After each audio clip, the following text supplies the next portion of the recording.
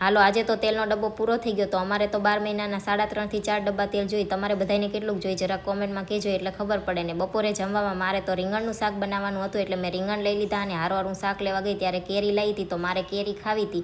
જેવી મેં કેરી હાથમાં લીધી એવો તરત જ હેતરાજ આવ્યો એટલે મેં પહેલાં કેરીને ધોઈ નાખી અને હું ને હેતરાજ બેસી ગયા કેરી ખાવા. 1-2 ચીર કેરી ખાઈ લીધી અને પછી બપોરનું જમવાનું બનાવી નાખ્યું. રીંગણનું શાક બનાવ્યું હતું, તળેલા મરચાં હતા, ડુંગળી હતી, છાશ હતી, કેરી હતી. જયદીપ આવ્યા એટલે અમે બધાએ જમી લીધું અને થોડીક વાર આરામ કર્યો. બપોર પછી હું બેસી ગઈ જયદીપના કપડાં પેક કરવા.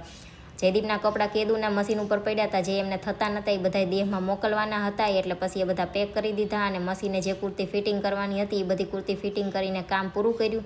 અને સાંજે જમવામાં કોરી વઘારેલી રોટલી બનાવવાની હતી અને ચા બનાવવાની હતી. તો એક બાજુ ચા મૂકી દીધી, બીજી બાજુ રોટલી બનાવી નાખી અને પછી નાસ્તો કરી લીધો અને અમે નીકળી ગયા આંટો મારવા. અને હમણાં તો ઉનાળો છે એટલે તમે સુરતમાં આંટો મારવા નીકળો તો બધા આ રીતના પુલ ઉપર બેઠા તમને જોવા મળે. વિડીયો ગમ્યો હોય તો લાઈક કરજો અને ચેનલને કરજો સબસ્ક્રાઈબ.